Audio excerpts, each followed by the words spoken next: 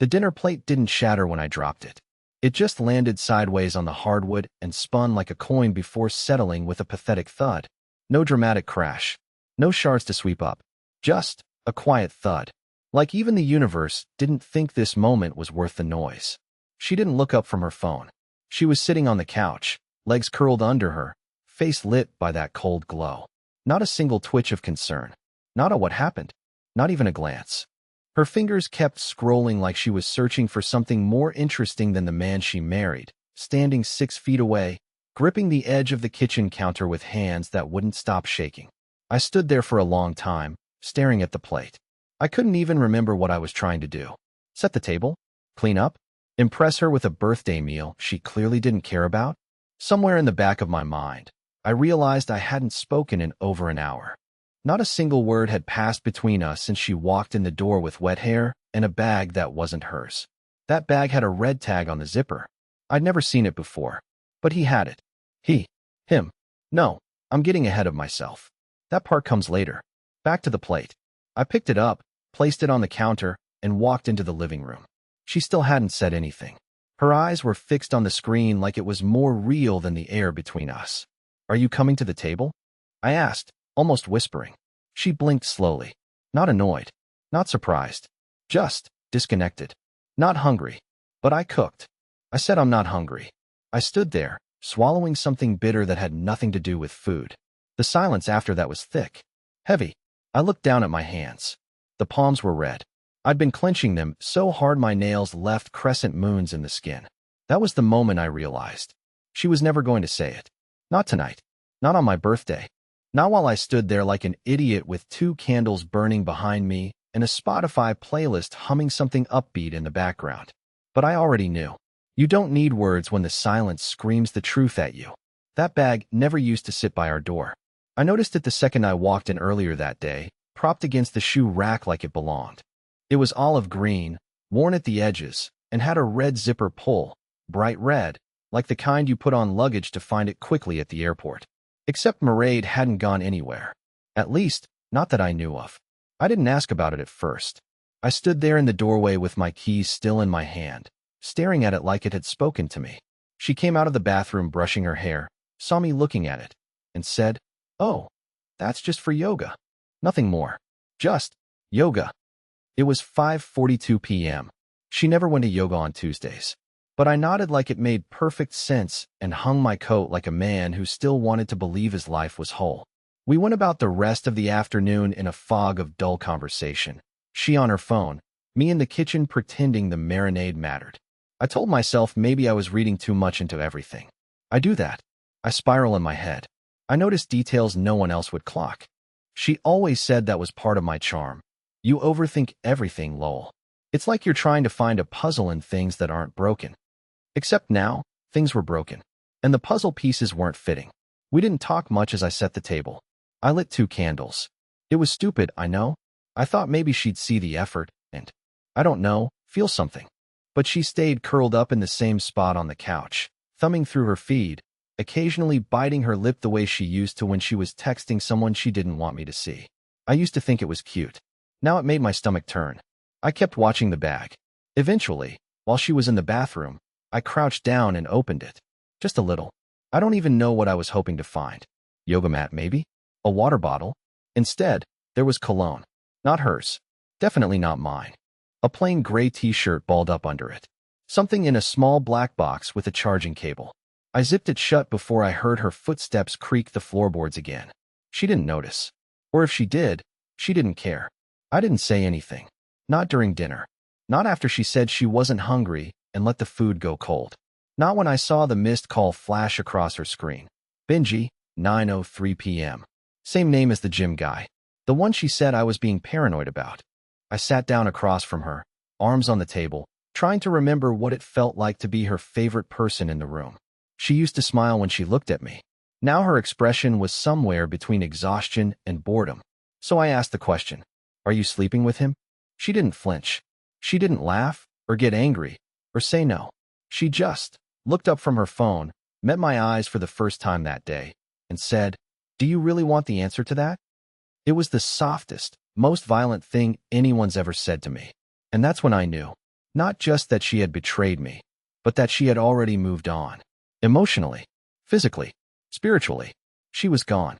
And I was still clinging to a version of her that only existed in our shared Spotify playlists and the photo albums I was the last one to scroll through. I stood up. Slowly. My chair made that sound. You know, the one where wood scrapes on wood, like a creak in a haunted house. I didn't take my jacket. I didn't take my wallet. I just walked out into the night with nothing but the keys in my pocket and the sound of my own heartbeat in my ears. She didn't follow me. But that's not the end of it. Because the next day, she did something I never expected. Something that made me wonder if she wanted me to catch her all along. I didn't sleep that night. I sat in my car 2 blocks away, parked under a broken streetlight outside an old nail salon that hadn't been open since COVID.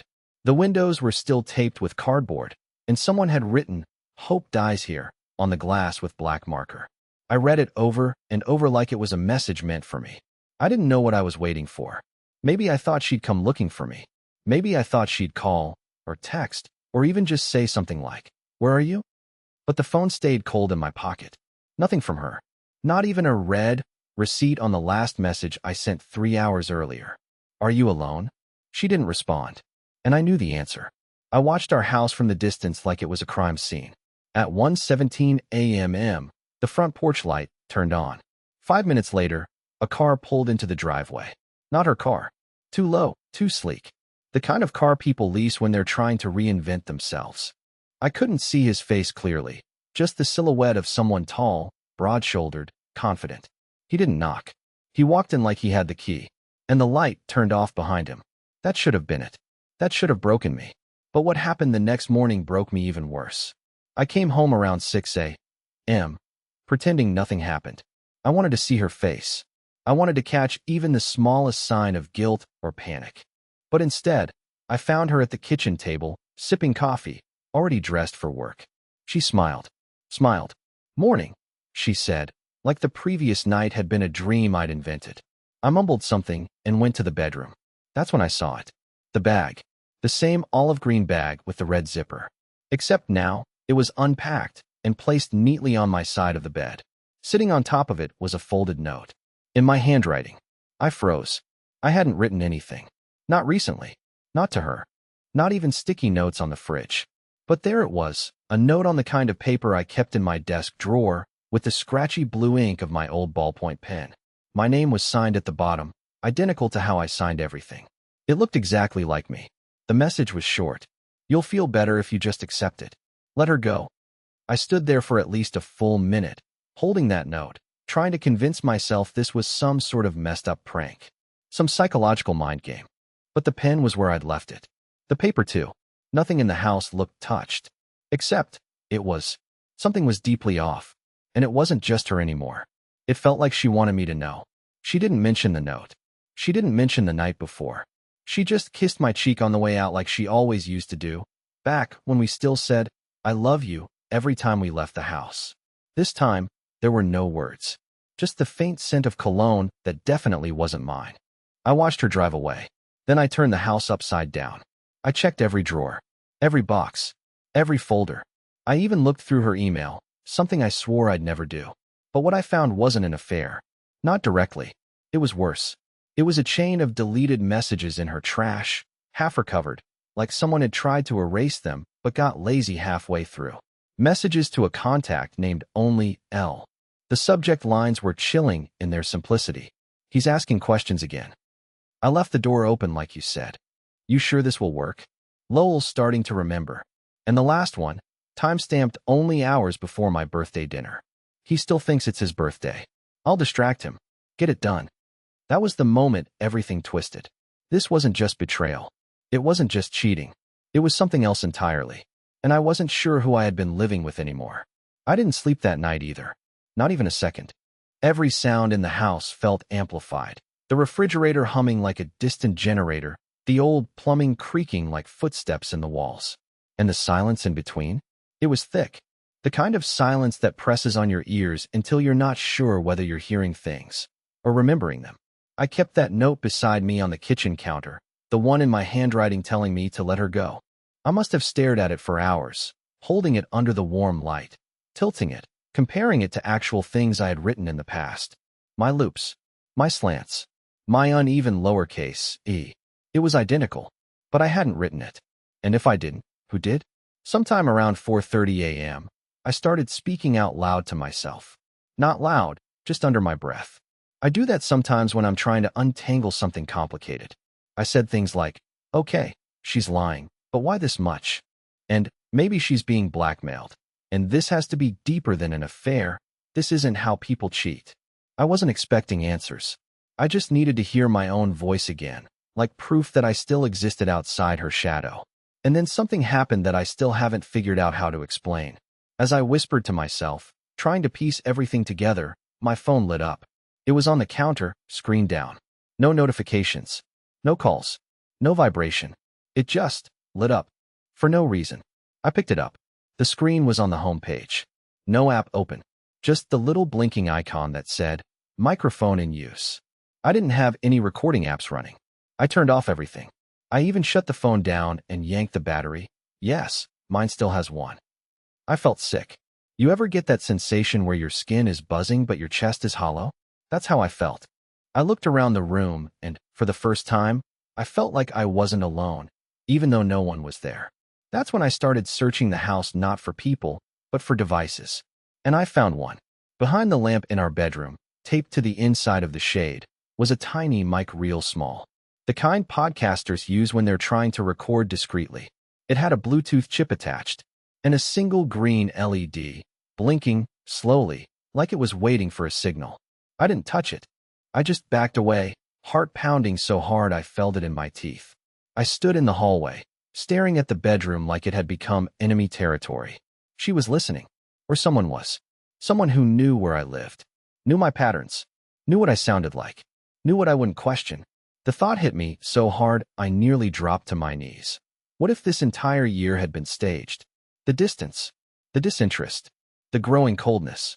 Her pulling away, the gym visits, the new... I stayed in the house like it was a museum of my own delusion, tiptoeing around furniture that used to feel like mine. I watched the front door. Every car that passed. I kept expecting someone to knock, or break in, or admit this was all a twisted game. But no one came. At noon, I texted Mairead. Are you watching me? No reply.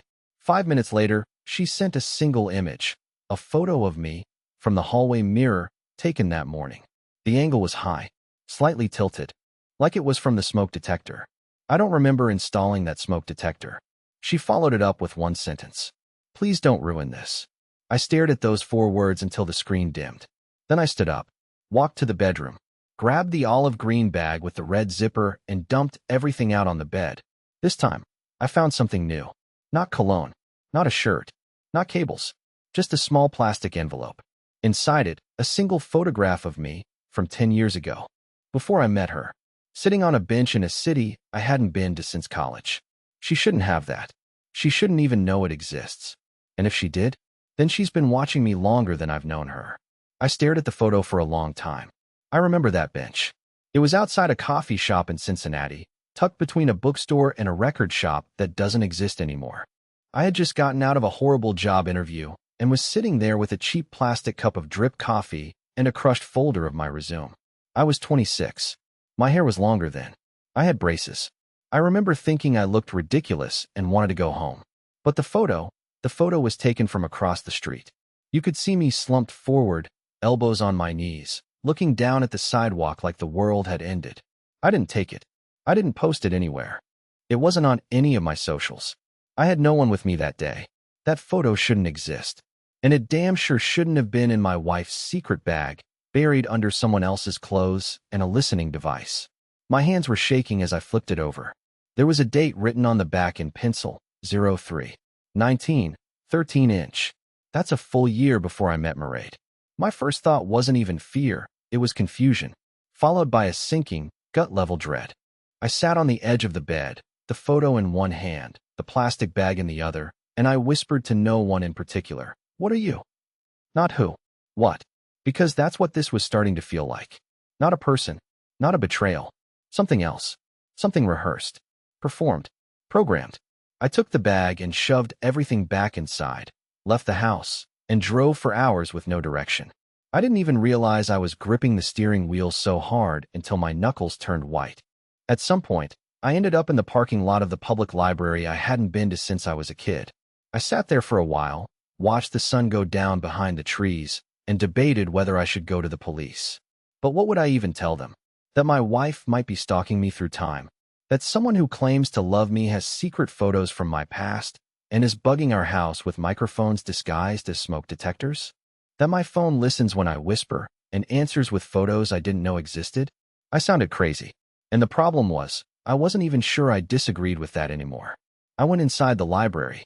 I figured if I couldn't tell anyone, maybe I could at least research what the hell was happening. I searched forums about surveillance, psychological manipulation, deepfakes, stalking cases, gaslighting. Nothing fit perfectly, but too many pieces were close. There were people, real people, who had lived with someone for years, only to discover it was part of an operation, a con, a test. Some were spies. Others were victims of long-term identity theft. And some stories were so insane they barely seemed believable until now. One thread, buried deep on an old private message board, had a title that made my stomach drop. When they train them to be your wife. It was mostly nonsense. Wild claims, red strings on corkboards, blurred photos of people caught mid-smile. But there were patterns. Talk of personality mirroring, controlled introductions, and something called reality seeding, where someone builds a version of your past you never authorized.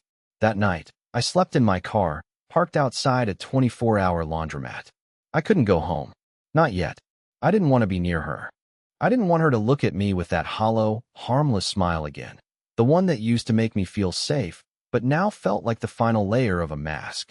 When I finally came home the next morning, the kitchen was spotless. No dishes in the sink. No signs of last night's dinner. And Mairead was gone. I found a note, but not on the counter this time. It was taped inside the fridge. On the glass shelf, right beside the orange juice, folded in half like an afterthought. It said, "I left for your safety. Don't go looking for answers. You won't like what you find." I didn't know what to feel anymore. Was it a warning? A threat? Or worse, pity? And then I noticed something else. The photo, the one from Cincinnati, was gone. And I never told her I found it. I didn't leave the house for 2 days. I didn't eat much either. I mostly drank cold coffee, stared at the walls, and reread the note she left inside the fridge like it was some kind of code. I left for your safety. Whose safety? Hers or mine? And if she knew I was in danger, why didn't she say from what? Or from who? And most importantly, how did she know I found the photo? I had taken it with me, hidden it in my jacket, zipped it into the inside pocket. I never showed her. Never mentioned it. There were no cameras in my car. No bugs in the clothes I wore that day. I checked everything 3 times. So unless I was losing entire chunks of memory, someone had been in the car with me. Or ahead of me. Or inside my head. That morning, I showered, shaved, put on the same jeans I wore when we first met. Something about wearing them felt like defiance, like reaching back to a version of myself that existed before all this. Before Mairead. Before the house, the fake smiles, the silence, the photos that shouldn't exist. Before the red zipper bag. I drove to the city. I didn't even think about it. I just went. Muscle memory. Cincinnati. I parked near the same coffee shop I sat outside of in the photo from 2013. It had changed since then. New awnings, more trendy furniture, same awful drip coffee. But the bench was still there. The exact bench. I sat on it, just like I had in the picture, elbows on knees, hands clasped, looking down at the sidewalk. I half hoped someone would appear across the street with a camera, just to make the loop complete. That's when I saw him. At first, I didn't think anything of it.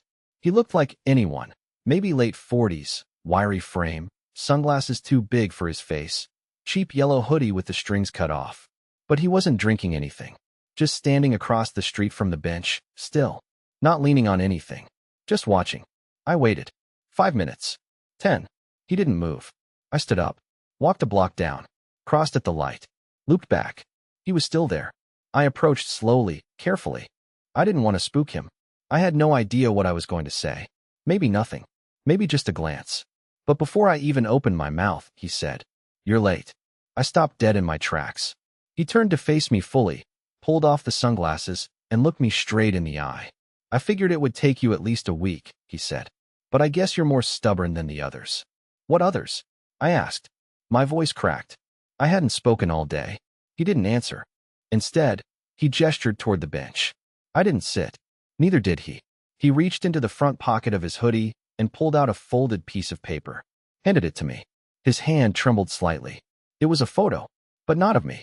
It was Mairead. Or someone who looked like Mairead. Her hair was darker, a little longer, but the face, the smile, unmistakable. She was standing beside a man I didn't recognize. They were at a wedding. Her hand on his chest. Wearing a ring. Dated October 2010. 3 years before I ever met her. Before she supposedly moved to this state. Before she changed her last name. Before the yoga stories. Before everything. I looked up at the man in the hoodie. She used to be my wife, he said, voice flat. Until she vanished in 2012. Left the same way. Note in the fridge. No explanation. I couldn't breathe. She was kind, then cold. Warm, then strange. Started locking drawers. Started speaking in her sleep. She told me once, when I asked her where she went on Tuesdays, sometimes I forget which version of you I like more. I thought she meant I was moody. I didn't know. He trailed off. I had to sit.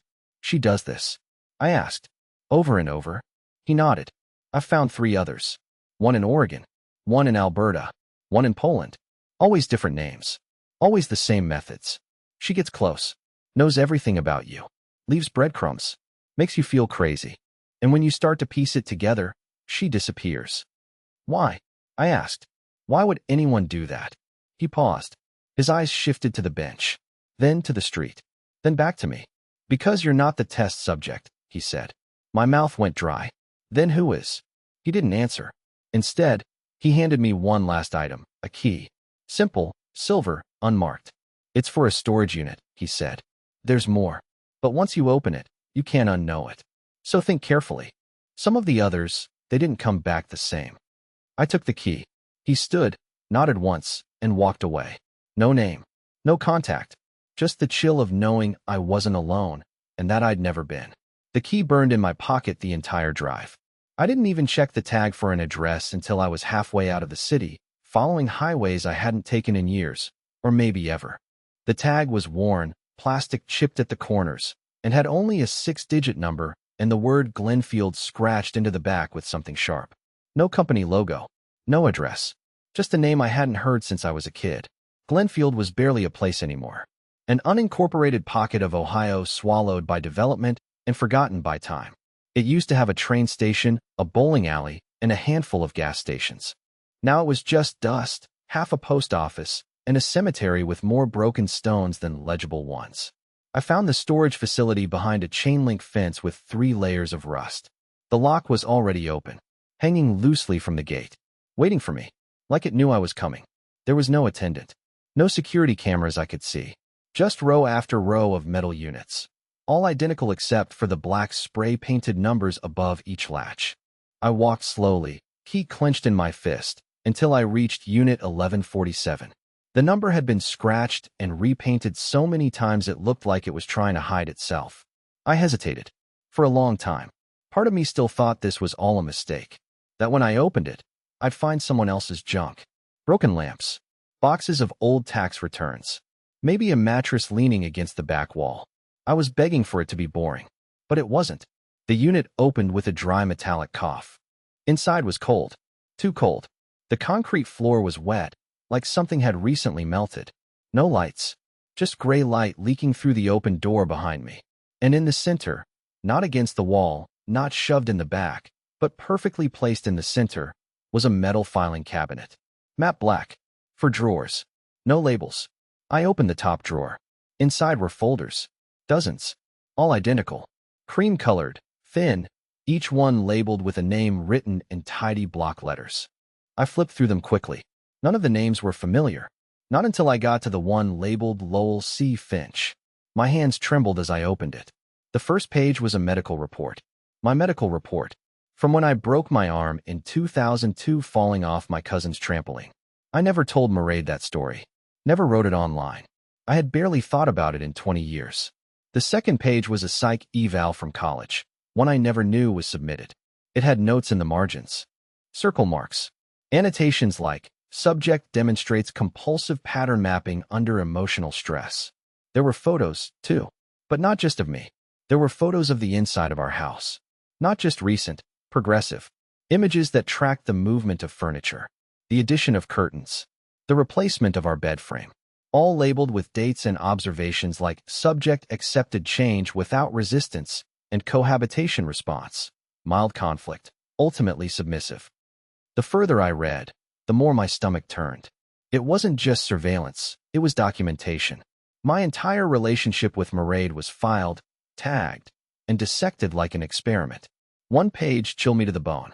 A flowchart, my name at the center, circled in red, with arrows branching out to terms like trial, 05, post-seeding phase, and cognitive test fallout risk, low. I had no idea what any of it meant, but I understood the shape of it. I was not her partner. I was not her victim. I was the subject, and she was the one observing me, measuring, responding, recording how I handled neglect, betrayal, abandonment. And now, confrontation. There were other documents. Some looked like transcripts of conversations I barely remembered. One was from the night she first said, "I love you." It had a note beside it, timing slightly premature. Increase warmth index by 4% next cycle. Cycle. The word punched through me like a nail. I slammed the folder shut and ripped open the other drawers.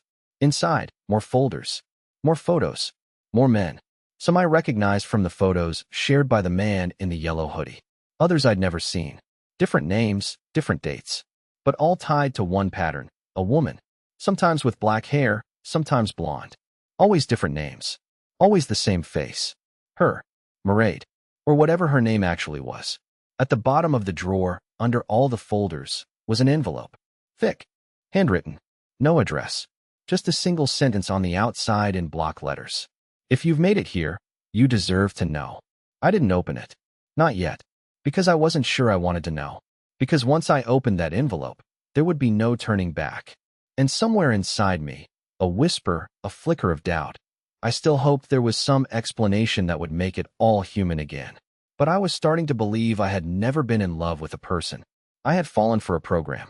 The envelope sat in my lap for 20 minutes before I opened it.